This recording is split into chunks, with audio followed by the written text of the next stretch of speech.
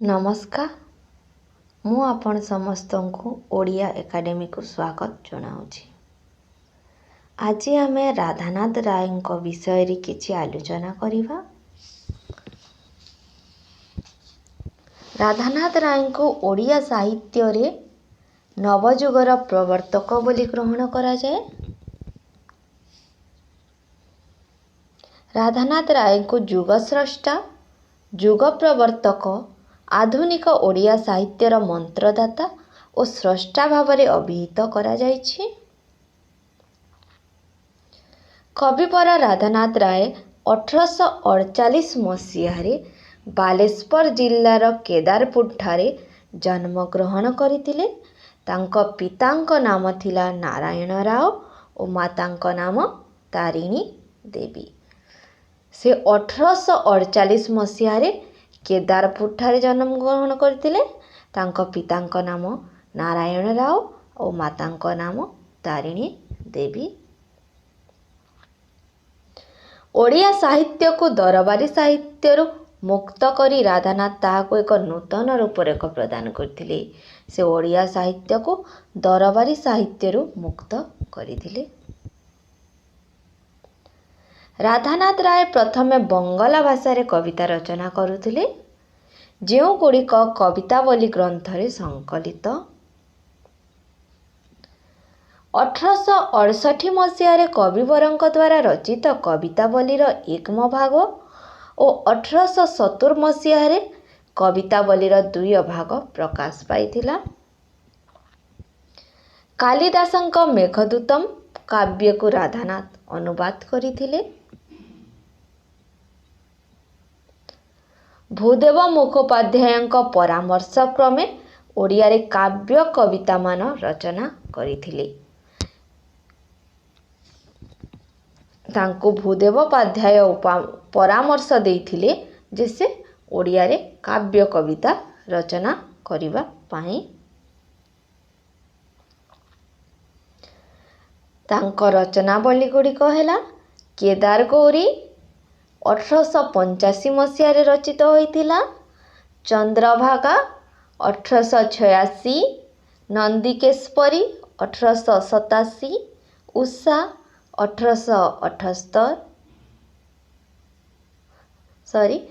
1888, पार्वती 1891, चिलिका 1892, महाजात्रा 1893, जयाति केसरी 1895, उर्वशी 1897, दरबार 1897। यहाँ पर राधानाथ राय केतेक क्षुद्र रचना प्रकाशित होइथिला। तन्मध्यरे दशरथंक वियोग, बाणहरण, एकाग्रता, श्मशान दृश्य, सावित्र चरित्र, महेंद्रगिरी, दुर्योधनर रक्तनदी संतरण, सतीप्रति सतीद्रोही पतिर उक्ति, शिवाजींक उत्साह बाणी, निवेदन प्रभृति उल्लेख योग्य। यह व्यतीत से हिंदी साहित्य और संस्कृत यथाक्रमे तुलसी स्तवक और हंसदूत को अनुवाद करिछंती। संस्कृत रे से भरत गीतिका, धवलेश्वर श्रोतम और श्री कालिका स्तुति रचना करिथिले।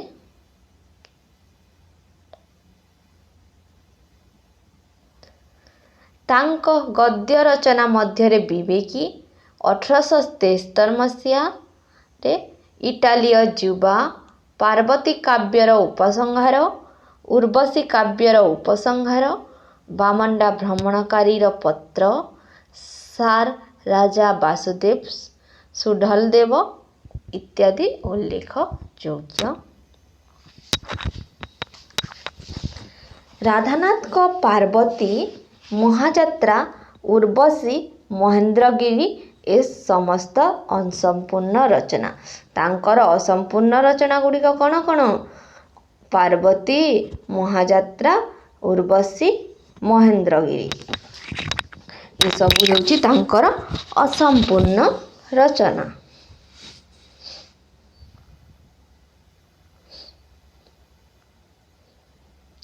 କେଦାରଗୌରୀ।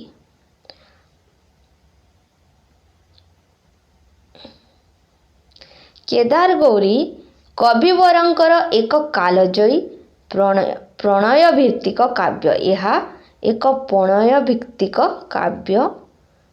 ପ୍ରଣୟୀ କେଦାର ଏବଂ ପ୍ରଣୟିନୀ ଗୌରୀର ବିମଳ ପ୍ରେମ ଏବଂ ପ୍ରେମ ପାଇଁ ଆତ୍ମୋତ୍ସର୍ଗ ଏହି କାବ୍ୟର ମୁଖ୍ୟ ପ୍ରସଙ୍ଗ।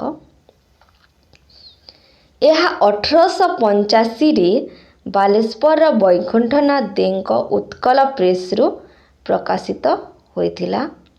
1885ରେ ବାଲେଶ୍ୱରର ବୈକୁଣ୍ଠନାଥ ଦେଙ୍କ ଉତ୍କଳ ପ୍ରେସରୁ ଏହା ପ୍ରକାଶିତ ହୋଇଥିଲା। କେଦାରଗୌରୀ ରାଧାନାଥଙ୍କ ପ୍ରଥମ କାବ୍ୟ। ଏହା ହେଉଛି ରାଧାନାଥଙ୍କ ପ୍ରଥମ କାବ୍ୟ। ରୋମାନ କବି ଓଭିଡଙ୍କ ମେଟାମର୍ଫୋସିସର ପିରାମିସ୍ ଥିସ୍ବି କାହାଣୀ ଅବଲମ୍ବନରେ ଏହା ରଚିତ। ଏହା ପ୍ରତିବର୍ଷ ପ୍ରଶ୍ନରେ ଆସିଥାଏ। ରୋମାନ କବି ଓଭିଡଙ୍କ ମେଟାମର୍ଫୋସିସର ପିରାମିଡ୍ ଥିସ୍ବି କାହାଣୀ ଅବଲମ୍ବନରେ କେଦାରଗୌରୀ ରଚିତ। ଏହା ବ୍ୟତୀତ ଟସରଙ୍କ ଲିଜେଣ୍ଡ ଅଫ୍ ଗଡ୍ ଓମେନ୍, ସେକ୍ସପିୟରଙ୍କ ମିଡ୍ ସମର ନାଇଟ୍ ଡ୍ରିମ୍ର ପ୍ରଭାବ ଏଥିରେ ମଧ୍ୟ ପରିଲକ୍ଷିତ ହୋଇଥାଏ। କେଦାରଗୌରୀ କାବ୍ୟର ପରିଣତି ବିଯୋଗାତ୍ମକ। ଏହି କାବ୍ୟରେ ଭୁବନେଶ୍ୱରର ବନ୍ଦନା ରହିଛି। ଏବେ ଆମେ ଦ୍ୱିତୀୟ କାବ୍ୟକୁ ଯିବା। ଚନ୍ଦ୍ରଭାଗା 1886। ସୂର୍ଯ୍ୟଦେବଙ୍କର ଚନ୍ଦ୍ରଭାଗାଙ୍କ ପ୍ରତି ପ୍ରେମ ଏବଂ ଏକ ପାଶବିକ ପ୍ରେମ ଯୋଗୁଁ ତହିଁରେ ବିଫଳତା ହେଉଛି ଏହି କାବ୍ୟଟିର ଆଭିମୁଖ୍ୟ।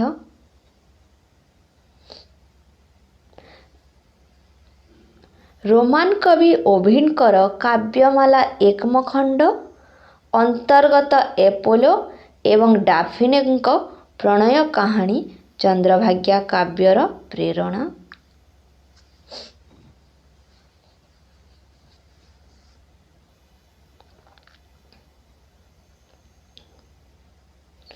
ନନ୍ଦିକେଶ୍ୱରୀ 1887। କବିଙ୍କର ନନ୍ଦିକେଶ୍ୱରୀ କାବ୍ୟଟି 1887 ମସିହାରେ ଭିକ୍ଟୋରିଆ ପ୍ରେସରୁ ପ୍ରକାଶ ପାଇଥିଲା। ଏହା 1887 ମସିହାରେ ଭିକ୍ଟୋରିଆ ପ୍ରେସରୁ ପ୍ରକାଶ ପାଇଥିଲା। ଓଭିଡଙ୍କର ମେଟାମର୍ଫୋସିସର the king Minos and Scylla, ବାୟରନଙ୍କ ସିକ୍ସ ଅଫ୍ କନରିନ୍ଥ ଏବଂ ୱିଲିୟମ ମରିସଙ୍କ ଏଟଲାଣ୍ଟାରେସର ପ୍ରଭାବ ଏଥିରେ ପରିଲକ୍ଷିତ। ଉତ୍କଳର ରାଜା ସୁବର୍ଣ୍ଣକେଶରୀଙ୍କ ସୁକୁମାରୀ କନ୍ୟା ନନ୍ଦିକା କିପରି ଆକ୍ରମଣକାରୀ ଚୋଡ଼ଗଙ୍ଗଙ୍କ ପ୍ରତି ଆକର୍ଷିତ ହୋଇ ତାଙ୍କୁ ପ୍ରେମ ନିବେଦନ କରି ପ୍ରତ୍ୟାଖ୍ୟାତ ହୋଇ ଆତ୍ମହତ୍ୟା କରିଥିଲେ, ତାହା ଏହି କାବ୍ୟର ବିଷୟବସ୍ତୁ। ଏହି କାବ୍ୟର ନାୟିକା ହେଉଛନ୍ତି ନନ୍ଦିକା, ନାୟକ ଚୋଡ଼ଗଙ୍ଗ।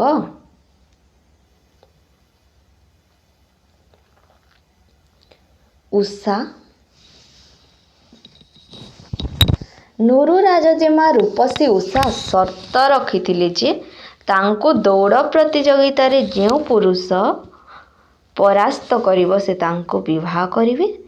ତେଣୁ ହୋମପୁରର ରାଜକୁମାର ଜୟନ୍ତ ଓ ଉଷାଙ୍କ ମଧ୍ୟରେ ଦୌଡ଼ ପ୍ରତିଯୋଗିତା ଅନୁଷ୍ଠିତ ହୋଇଛି।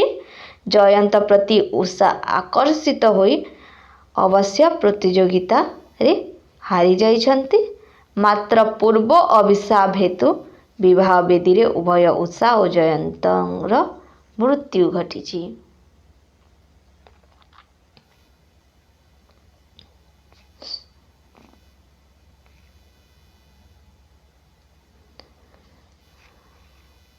ପୂର୍ବ ଜନ୍ମରେ ଉଷା ଥିଲେ ତିଲୋତ୍ତମା ଓ ଅପ୍ସରା ଏବଂ ଜୟନ୍ତ ଥିଲେ ଚିତ୍ରରଥ ଗନ୍ଧର୍ବ। ଉଷା କାବ୍ୟରେ ମୟୂରଭଞ୍ଜ ଏବଂ ବିଶେଷ କରି ବାଲେଶ୍ୱରର ବିଭିନ୍ନ ଭୌଗୋଳିକ ସ୍ଥାନ ଗୁଡ଼ିକୁ କବି ବର୍ଣ୍ଣନା କରିଛନ୍ତି।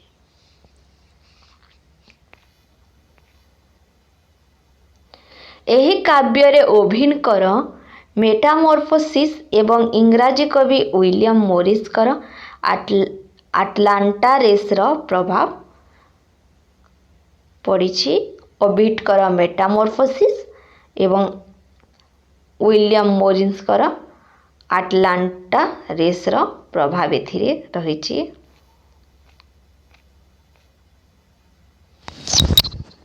ପାର୍ବତୀ କାବ୍ୟ। ରାଧାନାଥ ରାୟଙ୍କ ପାର୍ବତୀ କାବ୍ୟ 1891 ମସିହାରେ ସୁଢଳଦେବଙ୍କ ଜଗନ୍ନାଥ ବଲ୍ଲଭ ପ୍ରେସରୁ ପ୍ରକାଶିତ ହୋଇଥିଲା। ଏହା 1891 ମସିହାରେ ସୁଢଳଦେବଙ୍କ ଜଗନ୍ନାଥ ବଲ୍ଲଭ ପ୍ରେସରୁ ପ୍ରକାଶିତ ହୋଇଥିଲା।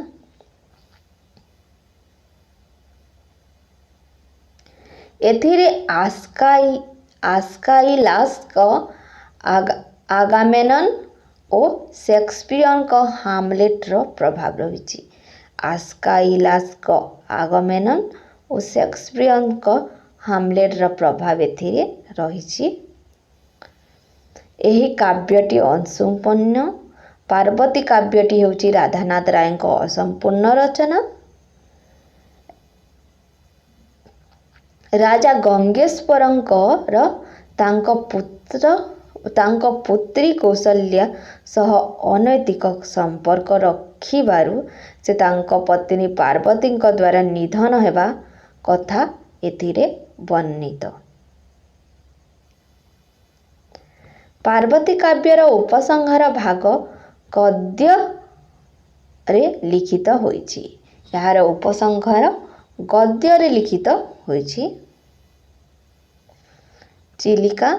1891 ମସିହାରେ ଚିଲିକା ଉତ୍କଳ ପ୍ରଭାରେ ପ୍ରକାଶିତ ହୋଇଥିଲା। 1891 ମସିହାରେ ଏହା ଉତ୍କଳ ପ୍ରଭାରେ ପ୍ରକାଶ ପାଇଥିଲା। ଏହା ସ୍କଟଙ୍କ ଲେଡି ଅଫ୍ ଲେକ୍ ପ୍ରେରଣାରେ ଲିଖିତ। ଏହା କାହାର ପ୍ରେରଣାରେ ଲିଖିତ? ଏହା ସ୍କଟଙ୍କ ଲେଡି ଅଫ୍ ଦ ଲେକ୍ ପ୍ରେରଣାରେ ଲିଖିତ। ମହାଯାତ୍ରା। ଏହାକୁ ରାଧାନାଥଙ୍କ ପ୍ରତିଭାର ଜୟଯାତ୍ରା ବୋଲି କୁହାଯାଏ। ମହାଯାତ୍ରାକୁ ରାଧାନାଥଙ୍କ ପ୍ରତିଭାର ଜୟଯାତ୍ରା ବୋଲି କୁହାଯାଇଥାଏ। ଅସମ୍ପୂର୍ଣ୍ଣ ହେଲେ ହେଁ ଏହା ମହାକାବ୍ୟର ମର୍ଯ୍ୟାଦା ଲାଭ କରିଛି। ମହାଯାତ୍ରା କାବ୍ୟଟି ଅସମ୍ପୂର୍ଣ୍ଣ ହୋଇଥିଲେ ମଧ୍ୟ ଏହା ମହାକାବ୍ୟର ଆଖ୍ୟା ଲାଭ କରିଛି। ଅମିତ୍ରାକ୍ଷର ଛନ୍ଦରେ ଏହି କାବ୍ୟଟି ରଚିତ। ଅମିତ୍ରାକ୍ଷରରେ ରଚିତ ଏହି କାବ୍ୟ ଓଡ଼ିଆ ସାହିତ୍ୟରେ ଅନନ୍ୟ।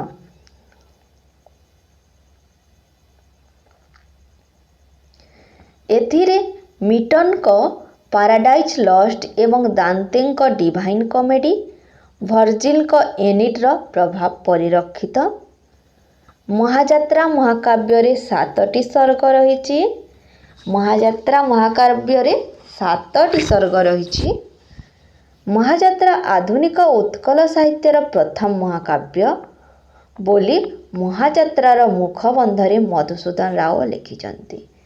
ମହାଯାତ୍ରା ଆଧୁନିକ ଉତ୍କଳ ସାହିତ୍ୟର ପ୍ରଥମ ମହାକାବ୍ୟ ବୋଲି ମହାଯାତ୍ରାର ମୁଖବନ୍ଧରେ ମଧୁସୂଦନ ରାଓ ଲେଖିଛନ୍ତି। ମହାଯାତ୍ରା ମହାକାବ୍ୟରେ ରାଧାନାଥ ରାୟଙ୍କ ଦାର୍ଶନିକ ମନୋଭାବ ପ୍ରକଟିତ। ଜୟାତି କେଶରୀ। 1894ରେ ଉତ୍କଳ ପ୍ରଭାରେ ପ୍ରକାଶିତ ହୋଇଥିଲା। ଜୟାତି କେଶରୀ 1894 ମସିହାରେ ଉତ୍କଳ ପ୍ରଭାରେ ପତ୍ରିକାରେ ପ୍ରକାଶିତ ହୋଇଥିଲା। ଇଂରାଜୀ କବି ସେକ୍ସପିୟରଙ୍କ ସିମ୍ବେଲାଇନ୍ ନାଟକର ପ୍ରଭାବ ଏଥିରେ ପରିଲକ୍ଷିତ ହୋଇଥାଏ। ସେକ୍ସପିୟରଙ୍କ ସିମ୍ବେଲାଇନ୍ ନାଟକର ପ୍ରଭାବ ଏଥିରେ ପରିଲକ୍ଷିତ ହୋଇଥିଲା। ଏହି କାବ୍ୟର ନାୟକ ହେଉଛନ୍ତି ମଗଧର ରାଜପୁତ୍ର ଜୟାତି ଓ ନାୟିକା ହେଉଛନ୍ତି ଉତ୍କଳର ରାଜପୁତ୍ରୀ ଲଳିତା, ନାୟକ ଜୟାତି ଓ ନାୟିକା ଲଳିତା। ଜୟାତି ଓ ଲଳିତାଙ୍କ ଗୁପ୍ତ ପ୍ରଣୟ ଏବଂ ପରେ ସେମାନଙ୍କ ବିବାହ ପ୍ରସଙ୍ଗ ଏଥିରେ ବର୍ଣ୍ଣିତ।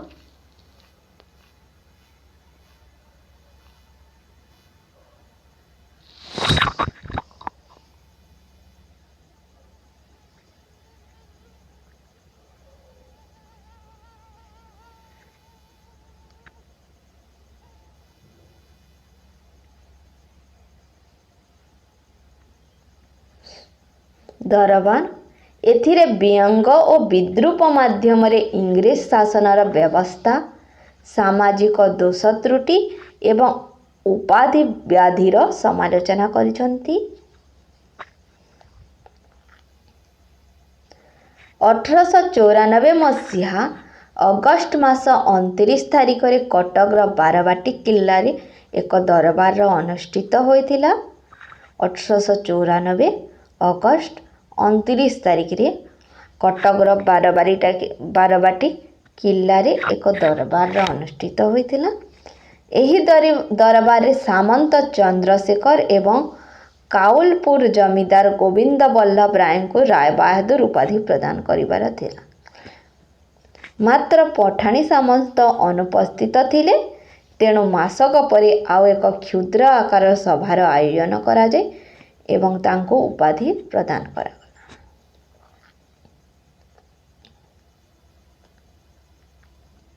ଦରବାର ପ୍ରଥମେ ଉତ୍କଳ ସାହିତ୍ୟ ପତ୍ରିକାରେ ବୈୟାସିକୀ ବାଣୀ ନାମରେ ପ୍ରକାଶିତ ହୋଇଥିଲା। ବୈୟାସିକୀ ବାଣୀ ନାମରେ ପ୍ରଥମେ ଦରବାର ଉତ୍କଳ ସାହିତ୍ୟରେ ପ୍ରକାଶିତ ହୋଇଥିଲା। ପରବର୍ତ୍ତୀ କାଳରେ ଏହାକୁ ଦରବାର ନାମରେ ନାମିତ କରାଗଲା। ପରବର୍ତ୍ତୀ କାଳରେ ଏହାର ନାମକରଣ ଦରବାର କରାଗଲା।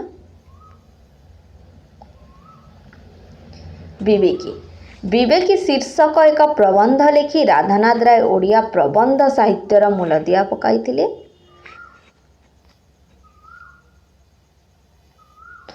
ଆଧୁନିକ ପ୍ରବନ୍ଧ କଳା ଅନୁସାରେ ରଚିତ ଏହି ପ୍ରବନ୍ଧଟି 1873 ମସିହାରେ ଉତ୍କଳ ଦର୍ପଣରେ ପ୍ରକାଶିତ ହୋଇଥିଲା। ବିବେକୀ ପ୍ରବନ୍ଧଟି 1873 ମସିହାରେ ଉତ୍କଳ ଦର୍ପଣରେ ପ୍ରକାଶ ପାଇଥିଲା। ଇଟାଲୀୟ ଯୁବା ଏହାକୁ ଓଡ଼ିଆ ସାହିତ୍ୟର ପ୍ରଥମ ଔପନ୍ୟାସିକା ବା ନୋଭେଲା ଭାବରେ ଗ୍ରହଣ କରାଯାଇପାରେ। ପ୍ରଥମ ଔପନ୍ୟାସିକା ହେଉଛି ଇଟାଲୀୟ ଯୁବା।